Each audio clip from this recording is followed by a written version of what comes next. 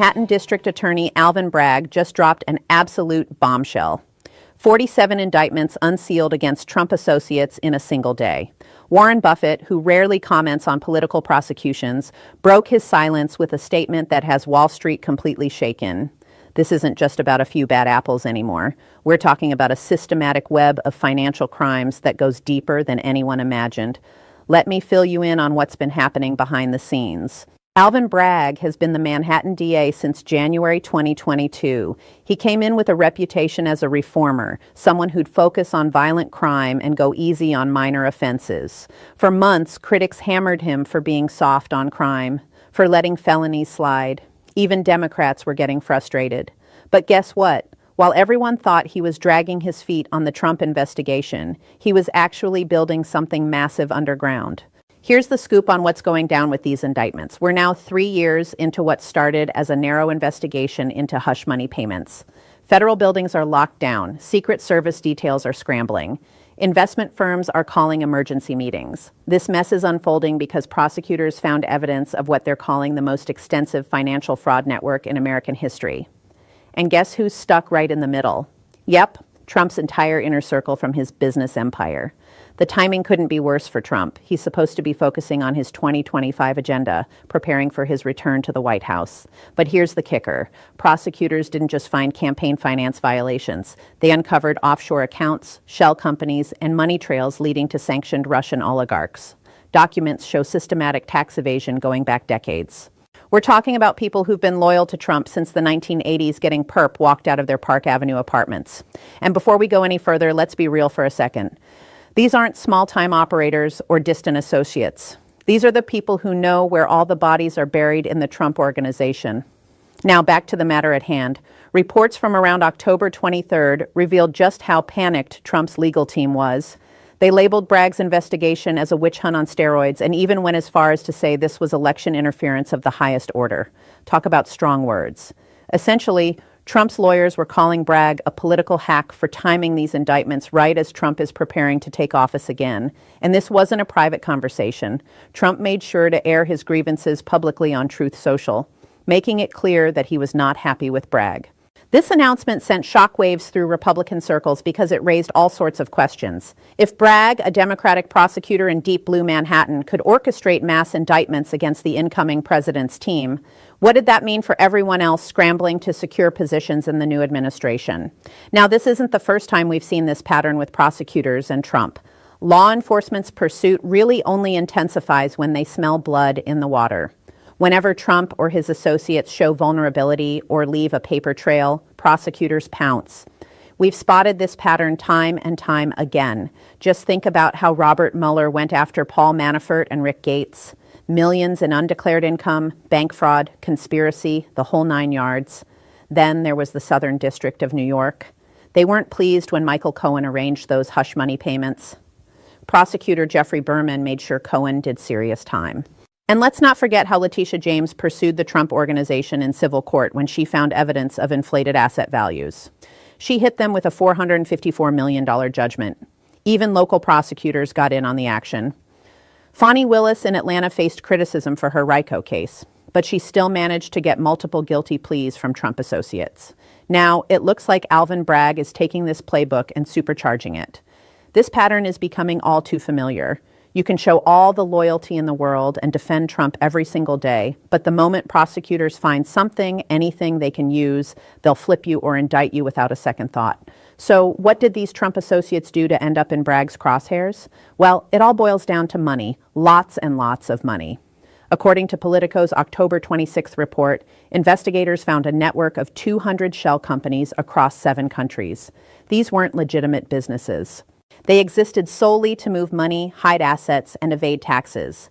The scheme operated like this. Trump Organization executives would inflate property values for loans while deflating them for taxes. But that was just the tip of the iceberg. They created fake consulting agreements, phantom employees, and invoices for services never rendered. The money would flow through Delaware LLCs, then to Caribbean banks, then to Cyprus, and finally end up in accounts controlled by Russian nationals. As the investigation progressed into its 3rd year, some issues started cropping up. Witness intimidation, destroyed documents, and encrypted communications were all happening.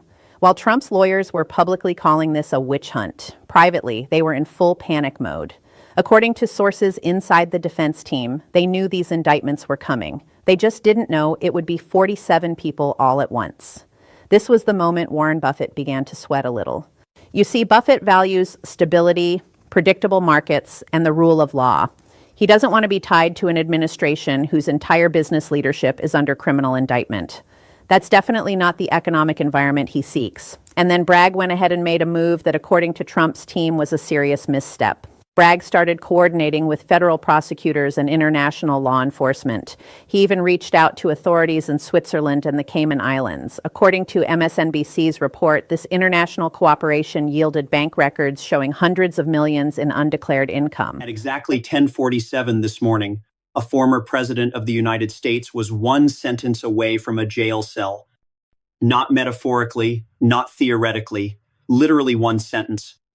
What happened inside that courtroom today has been described by legal experts as one of the most direct challenges to judicial authority in modern American history. And I need you to understand every single moment of it was captured, on record, on camera, in real time. A federal judge looked Donald Trump directly in the eye and said, "Sit down or go to jail." And Trump didn't sit down. What followed was a 12-minute standoff that forced security officers to step forward, lawyers to physically intervene, and the entire American legal system to hold its breath. I've spent the last several hours going through court transcripts, legal analysis, and firsthand accounts from inside that courtroom. And I'm going to walk you through exactly what happened because the details matter more than the headlines. Before I take you inside that courtroom, you need to understand the atmosphere leading up to this moment. For weeks, legal observers had been watching warning signs, not formal court filings, not official motions, just patterns, subtle shifts that experienced court watchers know how to read. Trump has been combative in court before. That's not new. But his combativeness has always followed a certain rhythm, almost a script. Arrive late to generate media attention, mutter comments just loud enough to be overheard, post inflammatory statements during lunch breaks, leave with defiant sound bites for the cameras outside. That's the pattern. That's what everyone expected. But yesterday, the pattern broke. Legal analysts who monitor Trump's court behavior closely noticed the warning signs. Angry posts on Truth Social the night before, last-minute reshuffling of his legal team, additional security personnel arriving early, and most telling of all sudden silence from his attorneys. Here's something I've learned covering these cases. Whenever Donald Trump goes quiet before a court appearance, something is about to explode. Early this morning, courthouse security reported what they described as unusual tension in the defense team's staging area. Emergency strategy sessions that hadn't been scheduled in weeks. The kind of last-minute huddles Trump's legal team only conducts when they're anticipating something volatile. A damaging witness, a surprise ruling, or a client about to go off script. Nobody knew which scenario was unfolding. Some wondered if all three were converging at once. But what court observers did know was this: Trump's demeanor had shifted. And when a criminal defendant changes posture without warning, even by the smallest degree, experienced judges pay very close attention. Judge Engoron was paying attention. Now let me take you inside the courtroom. 10:47 a.m. Eastern Time. Trump is seated at the defense table in his signature Navy suit. The prosecution is questioning a key financial witness. Standard procedure, routine testimony, and then it happened. Trump didn't whisper an objection to his attorney. He didn't pass a note across the table. He spoke out loud, sharp, direct, aimed straight at the witness stand. "That's a complete lie," Trump declared. "A total fabrication. Everyone in this room knows it." The courtroom froze. I want you to picture this scene. Every attorney stopped writing. Every spectator held their breath. Every camera operator in the overflow room leaned forward. Judge Engoron slowly removed his reading glasses. He looked up, and the warning he issued in that moment was not routine. It was not procedural. It was not diplomatic. Legal analysts who reviewed the transcript described the judge's response as swift, unambiguous, and most importantly, backed by the full weight of federal contempt authority. "Mr. Trump," Judge Engoron said, his voice cutting through the silence, "you will not speak unless addressed. You will not interrupt these proceedings. Is that understood?" Now, here's where this story takes a turn that nobody expected. Trump didn't back down. Within seconds of the judge's warning, Trump leaned back in his chair and said loud enough for the court reporter to capture, "This whole thing is a joke, a complete joke." Let me be very clear about what just happened. A defendant in a federal trial just openly mocked a sitting judge on the record immediately after receiving a direct warning. These weren't the words of someone seeking leniency. These were the words of a man testing whether anyone in that room had the power to stop him. Judge Engoron had the power, and he used it. Court transcripts confirm that Judge Engoron issued not one, not two, but three escalating warnings within a span of 4 minutes. The first came after Trump's initial interruption of testimony. The second came after Trump audibly scoffed and muttered, "Kangaroo court," while the prosecutor was speaking. The third came after Trump physically stood up from his chair. "Mr. Trump, sit down immediately," the judge commanded.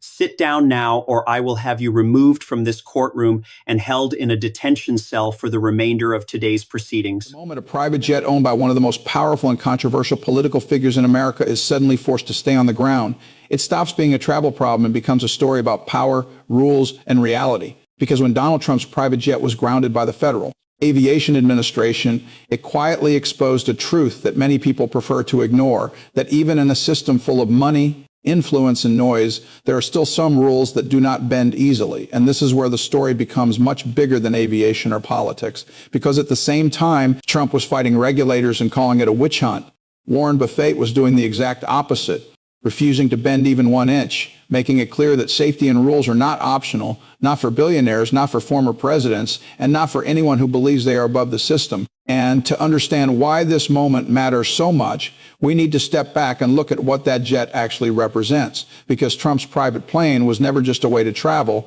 It was a flying symbol of dominance, wealth, and independence, a loud message that said he does not wait in lines, he does not follow the crowd, and he does not play by ordinary rules. And for years that image worked. Crowds saw the plane land, cameras rolled, and the myth of power grew stronger. But systems like aviation safety are not built on myths. They are built on checklists, inspections, documents, and standards written in boring language that does not care about fame, slogans, or politics. And when inspectors look at an aircraft, they do not see a brand or a personality. They see metal, maintenance logs, weight limits, safety equipment, and risk.